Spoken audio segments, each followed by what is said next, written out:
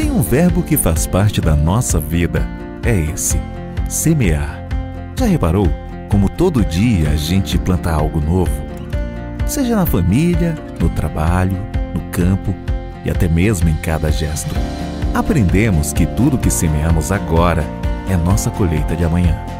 Por isso, colocamos o nosso melhor nesta que é a 14ª e maior edição até aqui da Parecis Superagro, que chega em 2023 na sua melhor forma. Reformulada, maior, com mais conforto, com mais conhecimento, com mais tecnologia, com mais atrativos, com mais pessoas. E sabe do quê? Não vamos parar de crescer, porque esse é um plantio pensado no nosso futuro. Estamos te esperando de 28 a 31 de março. Parecis Superagro.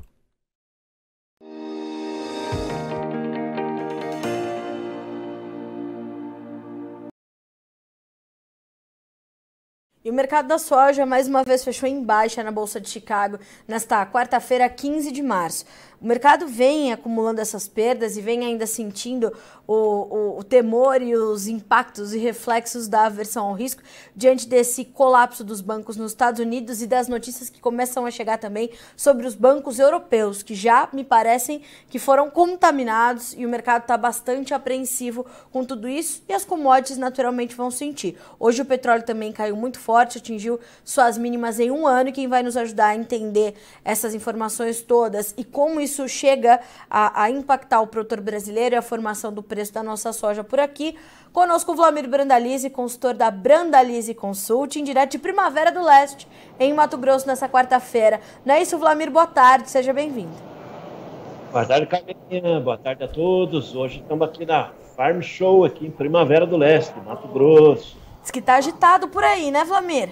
Agitado, o produtor meio nervoso, né, porque a soja tem recuado nas últimas semanas. Mesmo assim, o movimento do produtor é grande, né? O produtor está muito animado com a agricultura em geral aqui no Mato Grosso, né? Então, é o milho, a soja. Hoje pela manhã estava conversando com o pessoal aqui, tá inaugurando uma fábrica de etanol de milho aqui em Primavera, começa a operar o mês que vem. Então, é demanda local, o pessoal investindo, produtores apontando para crescimento. Tudo indica que o Mato Grosso desse ano de 45 milhões de toneladas de soja vai para 50 milhões no ano que vem, ou seja, Mato Grosso sozinho será maior que a Argentina, mesmo que a Argentina colhe uma safra normal, né? Então, é a pujança do agro aí, Carlinhos. É isso. Agora, Vlamir, essa apreensão do produtor brasileiro tem razão de ser? O senhor está, de fato, monitorando esse comportamento em Chicago para, na sequência, a gente entender como isso impacta a formação do nosso preço aqui. O que aconteceu esse final de semana, o que aconteceu nesses últimos dias no mercado financeiro, no sistema bancário, tem força e peso para determinar uma tendência de queda para as commodities e para a soja especificamente, ou é mais uma fase pontual, Vlamir? Olha, a situação que está caminhando o mercado financeiro internacional, com 3 bancos já em menos de uma semana com problemas, ela é um sinal de que ele está pressionando, né? Dá para ver que o petróleo caiu 10% em 2 dias, e sinalizando que a economia mundial vai desacelerar um pouco, né? O petróleo é o comandante, é a energia, é o fator aí que puxa a economia ou segura a economia. Então, o petróleo caindo é sinal de que tem pressão negativa sobre as commodities. E como nós estamos vendo aí no caso da soja, a soja está sendo a mais penalizada delas, né? Então, esse viés de baixa, ele continua em função de que o Brasil está chegando, tem muita soja para comercializar. A gente está sentindo aqui no Mato Grosso que tem muita soja que sobrou do ano passado para comercializar. Então, o mercado internacional e principalmente os principais compradores, aí, no caso a China, ela está sabendo disso. Então, ela acaba ficando numa posição mais confortável, né? E além de tudo, temos os atrasos dos embarques, né? Que acaba pressionando os prêmios aí que estão negativos e ainda continuam com fôlego para cair um pouco mais. Então, é tudo nesse momento em apelo de viés de baixa e possivelmente perdas maiores até para o produtor do que já perdeu até agora. Vlamir, a gente está falando de uma safra grande no Brasil, uma safra muito robusta, mas a gente é muito questionado aqui sobre o peso que a quebra argentina ainda tem sobre as cotações em Chicago, antes da gente entender um pouco mais dessa questão da demanda e dos prêmios. Como é que o senhor está avaliando esses recentes cortes de projeção, menos de 30 milhões de toneladas, um rombo na oferta de farelo e de óleo? Como é que o senhor avalia isso e como é que isso ainda tem ou já não tem mais peso para o andamento das cotações no mercado futuro americano? Olha, a Argentina sim teve muito peso até agora, né? Mas o peso da Argentina já foi absorvido, porque inicialmente se esperava que a Argentina ia colher entre 47, 48, 50 milhões de toneladas. E hoje os dados que estão saindo lá, os dados mais quentes aí, é 27, 28, 29 milhões, é abaixo de 30. Então a Argentina perdeu 20 milhões. Isso já está absorvido pelo mercado. Então o mercado não tem uma novidade. O que está acontecendo? Essa semana está chovendo na Argentina, melhorou a condição. Então aparentemente a safra da Argentina, de agora em diante, os riscos dela de perder mais são mínimos. Então tendência já não perder muito mais. Com relação ao farelo, que é o peso aí, a Argentina sempre, nos últimos 2 décadas praticamente, sempre foi o maior exportador mundial de farelo. Então tradicionalmente exporta 27 e 29. Esse ano, o mercado já vê que a Argentina não terá potencial de exportar mais que 20 milhões de toneladas. Então, esse fator também já está absorvido. Dá para ver que o próprio farelo vem sendo pressionado para baixo, porque ele já absorveu essa perda da venda de farelo da Argentina e uma parte dele, certamente, o Brasil vai abocanhar, vai conseguir atender aí uma fatia desse mercado do farelo da Argentina.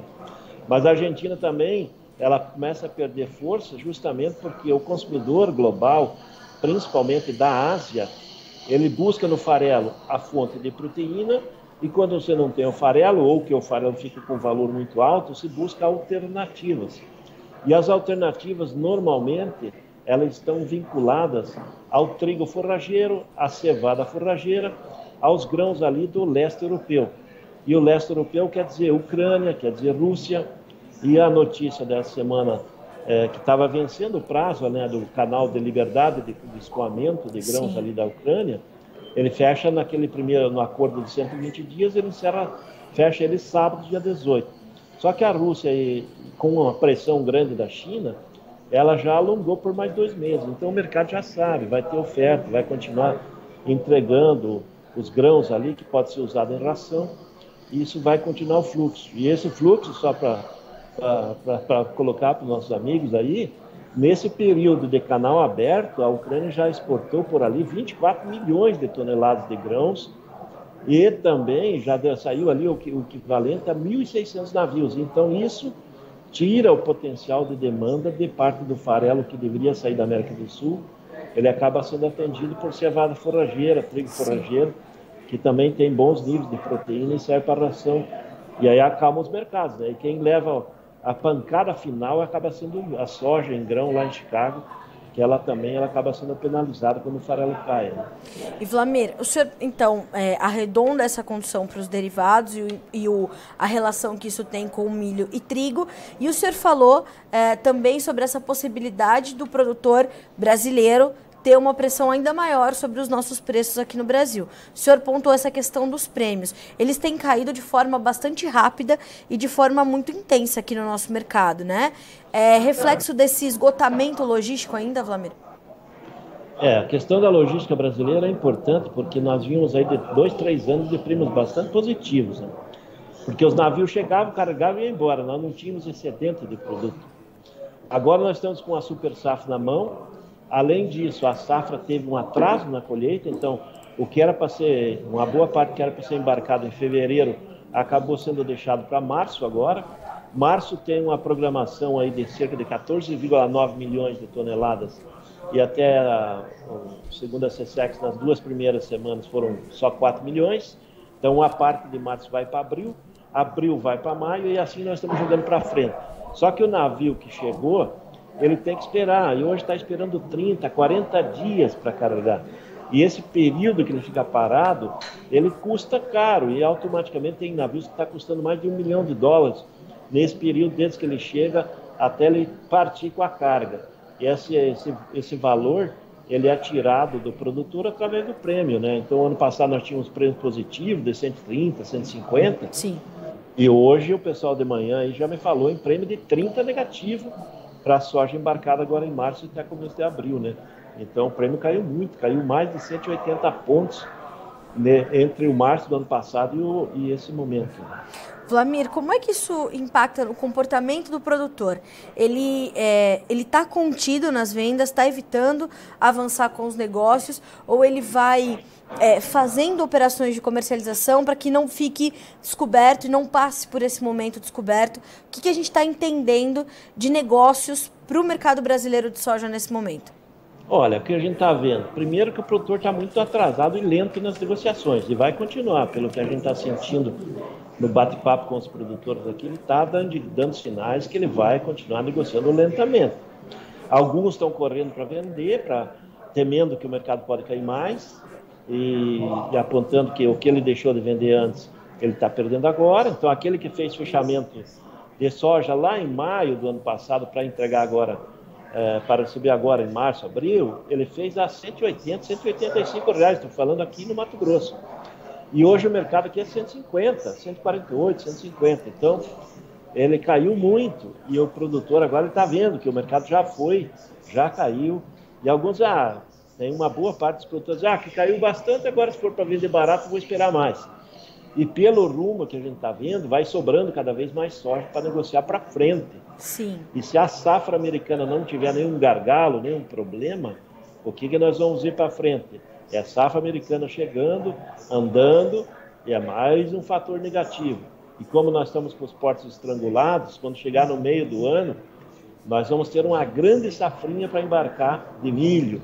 Então é mais um fator aí que vai segurar, vai dar uma segurada nos bons prêmios, né? Porque o segundo semestre do ano passado, nós chegamos a ter prêmios de 280 pontos acima do Chicago. Nesse momento, os prêmios lá de agosto e setembro, eles estão na faixa dos 100, 110 pontos, já estão positivos, bons, mas não há uma garantia que vai ficar quando chegar a oferta do milho e o milho e a soja começar a disputar o porto também, porque os portos têm limite de capacidade de embarque e no segundo semestre, em agosto e em diante, nós vamos ter uma disputa entre soja e milho para embarcar. Né? Vlamir, essa oferta que a gente vai carregar para o segundo semestre, a gente vai ver competir espaço naturalmente com a oferta americana? Provavelmente, aquela que deixar lá para novembro em diante, que é a época da comercialização da safra americana, que a colheita já vai lá em outubro, novembro, colheita americana.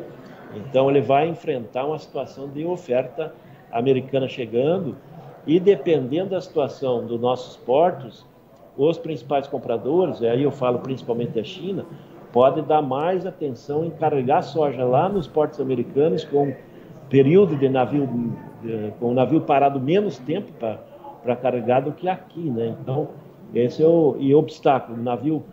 Com menos navio ofertado aqui na América do Sul, no Brasil, acaba dando uma pressão negativa para o produtor. Então, talvez aquela alta que normalmente ocorre no final do ano da soja, esse ano, em função de que nós vamos jogar muito grão para ser negociado para frente, talvez ela não aconteça como nos outros anos ainda. Vlamir, naturalmente muitos produtores fazem essa pergunta para o senhor no programa Tempo Dinheiro do João. O senhor está aí numa feira importantíssima em Primavera do Leste, que no estado está colhendo quase 45 milhões de toneladas de soja. Então é a pergunta, claro, de R$1 milhão, mas que a gente precisa entender, porque o senhor falou, né? A gente tem mais diversos tipos de perfis de produtor agora fazendo ou não negócios. E a gente tem as mais diferentes análises também nesse momento. É momento de justamente deixar realmente esses negócios mais cadenciados, mais lentos e fazendo de fato esse escalonamento das vendas. É momento de se retirar do mercado. O que o senhor, a gente consegue trazer alguma orientação para o produtor sobre que momento é esse? Olha, para o produtor, a gente orienta o seguinte: se o produtor tem dívida nos próximos 45 dias, as chances de ele, cada dia que passar, vender com valor menor a soja são bem grandes. Ou seja, se ele tem necessidade de caixa em 45 dias, ele teria que aproveitar algum momento que o dólar sobe, que Chicago sobe. O ideal seria pegar um dos dias em que Chicago e dólar possam subir, porque nós viemos aí já de 3 dias de queda aqui no mercado brasileiro de Chicago. Né? Então é possível que talvez amanhã, depois, o mercado reverta e suba um pouco.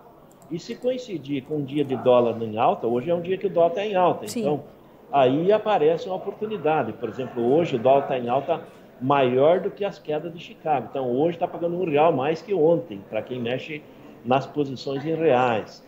Então por isso que o produtor tem que começar a acompanhar essa posição dólar Chicago, para ele tentar fazer uma venda, porque é muito provável que em abril vai ter muita oferta de soja, tem muita dívida de produtor, e aí aquele que correr para vender na última hora talvez não encontre muita pressão de compra e o mercado pode cair mais. Então esse é o risco do produtor.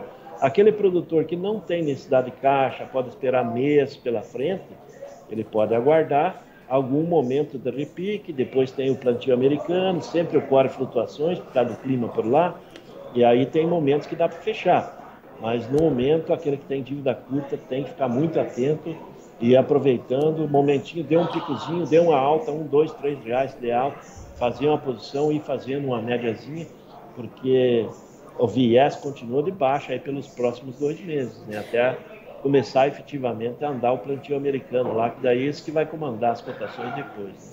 Assim o senhor já responde a Natalina de Ourinhos, que pergunta, podemos ter esperança de alta no preço da soja a curto prazo? Não, né, Vlamir?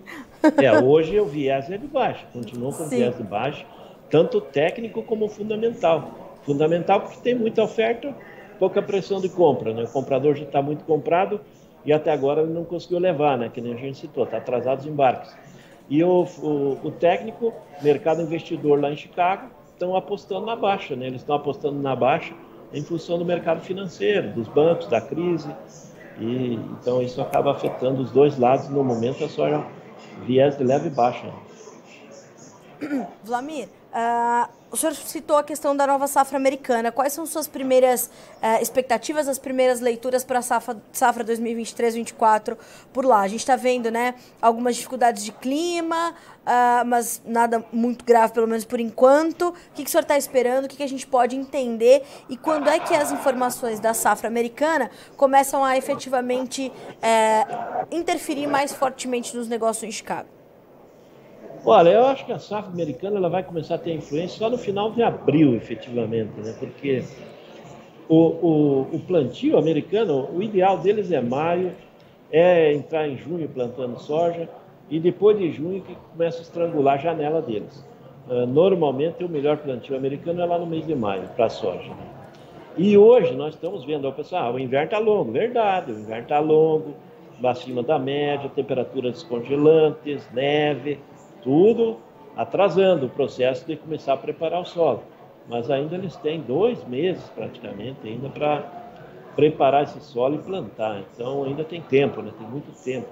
Se nós estivéssemos hoje no final de abril e o inverno estivesse congelante ainda em neve, aí sim, há risco de atraso de plantio, há risco de inundações, porque se o solo continuar congelado, quando vem as primeiras chuvas da primavera, o que ocorre nos Estados Unidos, e é muito comum acontecer quando o inverno é muito longo, são inundações, daí atrasa plantio, diminui o potencial produtivo, lavoura plantada ela fica embaixo d'água, tem que replantar, aí acontece um monte de problemas, mas nós estamos longe do plantio e ainda hoje não dá para falar nada que possa acontecer nessa linha. Para o produtor brasileiro, o ideal seria isso, né? Ter problema lá, automaticamente quebraria esse ciclo de pressão negativa e o mercado se reposicionaria aí, já buscando cotações na média acima dos 14. Mas hoje as posições mais da frente aí do final do ano já estão abaixo de 14. Bom, Vlamir, são situações que a gente vai ter que acompanhar. Eu imagino que o senhor esteja também colocando nessa conta toda essa volatilidade do dólar, que não tende também a diminuir agora diante dos últimos acontecimentos, né, Vlamir? Os bancos aí lá fora, eles acabam, realmente o mercado financeiro fica muito receoso, né? Então é um fator limitante de queda de dólar. Então nós temos aqui no Brasil também as incertezas com relação à política, né? O governo vai completar 100 dias, vai trazer um resultado que talvez não tenha resultado, né? Então tudo isso o mercado financeiro fica meio de cabelo em pé, né? Então isso pelo menos é um freio para a gente não ver uma derrocada nas cotações, né? Porque se a gente vê a soja, ela já perdeu aí mais de $1,50, $2 aí nas posições e pode continuar perdendo. Então esse é o impacto, né, em dólar, né? A soja em dólar caiu bastante, né? Nós chegamos a ter a B3 a 38 dólares, hoje está 32. Sim. Então o produtor perdeu 6 dólares por saco. E ainda está com viés de verba baixa, em função de todos esses fatores que no momento são negativos, né? Wlamir, a gente está terminando a quarta-feira com que referência de preços, principalmente nos portos? Olha, os portos hoje estão um pouco divergentes. Se a gente pegar o Porto de Rio Grande, como a safra gaúcha está atrasada e a colheita é mínima por enquanto lá, o Porto de Rio Grande vai mantendo cotações ainda maiores que os demais portos, justamente porque ainda precisa da soja para embarcar curto, né, atraso lá. E aí no Porto de Rio Grande hoje o pessoal me apontou, soja no Porto de Rio Grande 173, agora para curto prazo. Você pega Paranaguá, que as colheitas do Paraná já estão avançando, e as colheitas de São Paulo, Mato Grosso do Sul, que caminha para Paranaguá, está no pico de colheita, então está mandando muito produto. Pega Paranaguá, hoje o curto prazo está 168, dá uma diferença de R$5 abaixo do que a Rio Grande. Pega Santos, 168, 169 no curto prazo. As posições melhores agora que estão aparecendo, que no pessoal do Porto, eles estão indicando 172, 173, na posição julho no Porto, que são os momentos aí do curto, até o meio do ano, as melhores posições. Mas aí basicamente é no meio do ano, porque o prêmio já sai da fase negativa e começa a ser levemente positivo. Porque acredita-se que até o meio do ano normalize os embarques e os navios não fiquem tanto tempo parados. Sim. Wlamir, lhe agradeço demais pelas explicações, pelas análises e orientações à nossa audiência. Obrigada mais uma vez por estar conosco. Bom trabalho para o senhor aí em Primavera do Leste. Um abraço para todo o pessoal da... Como é o nome? Desculpa, Wlamir, é Farm Show, certo? A Farm Show, Farm grande Show. Farm Show aqui de Primavera. É isso, um abraço para todo o time da Lavoro também que está aí com o senhor. Até a próxima, Wlamir. Obrigada, bom trabalho. Até a próxima, um grande abraço a todos e acompanha o mercado aí, produtor. Estamos num ano aí que o mar é turbulento. É isso. Tem que estar no transatlântico, não dá para passar por aí de bote não, né, Wlamir? Exatamente, Até mais, até outro dia. Até, Wlamir, obrigada. Até a próxima. Senhoras e senhores, Wlamir Brandalize, consultor de mercado da Brandalize Consult, falando conosco direto de Primavera do Leste, Mato Grosso, onde ele acompanha a Farm Show, uma das principais feiras, inclusive me falhou ali o nome na hora de falar com o Wlamir desse evento. É uma feira bastante importante para o estado de Mato Grosso, e a gente percebe, o Wlamir trouxe, né, no início da sua fala justamente esse otimismo do produtor brasileiro, né, sobre a pujança do agro. De fato, os preços da soja no Brasil estão pressionados. A gente está falando aqui de uma perda aí nas últimas semanas de 6 dólares por saca, né, na B3, se a gente trouxer essa referência, $1 a $1,5 para a soja na Bolsa de Chicago. E claro que com essa pressão sobre os prêmios no Brasil e esses prêmios que começam a ficar negativos, até 30 centavos negativos por bushel em relação ao que se pratica na Bolsa de Chicago, é natural que a gente veja o produtor preocupado. Mas mesmo assim, ele vai tentar garantir ali no volume, né? Quando a gente olha para Mato Grosso colhendo quase 45 milhões de toneladas, mesmo que a gente tivesse, né, uma safra cheia na Argentina, a gente está falando de quase uma safra argentina toda. Inicialmente, a safra argentina era esperada em algo entre 47 e 50 milhões de toneladas, vão colher menos de 30 milhões por conta do clima completamente adverso. Então, olhar para isso é entender que o produtor ainda tem, nesses próximos 2, 3 meses, um momento de pressão sobre as cotações, os prêmios deverão seguir pressionados e a gente está carregando muita soja para comercializar no segundo semestre. Esse alerta vem do Wlamir e vem de mais analistas e consultores de mercado. Entenda que você tem a necessidade de carregar as suas vendas para frente, ou tem a oportunidade de fazer isso, o espaço, o intervalo para fazer isso, tudo bem. Importante é fazer isso coberto, né, com alguma operação de comercialização caminhando, em andamento, já fechada. Então, tenha, né, deixando a sua safra livre para, se o mercado subir, vai participar da alta. Se o mercado cair, vai estar protegido da baixa, né? Então, o Wlamir terminou, inclusive, a sua fala assim: produtor rural, olho vivo no mercado, porque é ano de mar turbulento. Então é isso que você tem que fazer. Vamos ver como ficaram as cotações da soja, do milho e do trigo na Bolsa de Chicago no fechamento dessa quarta-feira. Números na tela. Maio, que é referência para nossa safra, 14 dólares e 89 cents por bushel, 4,5 pontos de baixa. O julho, 14 dólares e 74, caindo 7 pontos mais 25. O agosto, 14,30, com queda de 12 pontos mais 25. O setembro, 13 dólares e 60, 12 pontos e meio de baixa. No milho, nós tivemos um fechamento em campo misto. O maio subiu 5 pontos mais 75 para fechar com 6 dólares e 26. O julho, 6 dólares e 12, 2 pontos e meio de alta. O setembro, 5 dólares e 66, alta de 1 ponto, queda, perdão, de 1 ponto e meio. O dezembro, 5 dólares e 57. A baixa nesse último contrato, entre os mais negociados, de 2 pontos mais 25. A gente checa também os preços do trigo, hoje subindo. Maio, 7 dólares e 2, julho, 7 dólares e 13, setembro, 7 dólares e 22 e dezembro, 7 dólares e 38 cents por bushel, altas que variaram de 5,25 a 6 pontos e meio. Inclusive, sugiro que vocês acompanhem também a entrevista de Marcelo Debaco a Guilherme Dorigatti, um dos nossos editores aqui do NA, para trazer esse cenário do trigo para o produtor brasileiro, um cenário favorável, boas relações de troca acontecendo agora e boas perspectivas, portanto. Claro que há ainda no front essa questão da guerra entre Rússia e Ucrânia, a necessidade de se monitorar essa renovação do acordo, que aconteceu de forma diferente das outras ocasiões. O acordo não foi renovado por 120, mas por 60 dias. A Ucrânia não gostou muito, mas segue fluindo a exportação de grãos ali nos portos da região do Mar Negro. Então isso também está na conta. O Brasil deve se consolidar como um dos 10 maiores exportadores mundiais diante desse cenário, então as perspectivas também são bastante positivas.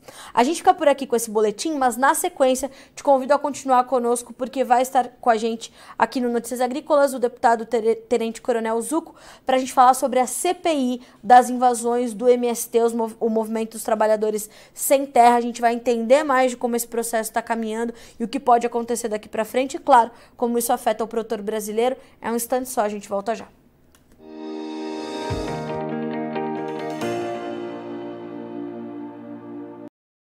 Participe das nossas mídias sociais, no Facebook, Notícias Agrícolas, no Instagram, @Notícias Agrícolas e em nosso Twitter, @Noteagri. E para assistir todos os vídeos, se inscreva no YouTube, na Twitch, no Notícias Agrícolas Oficial.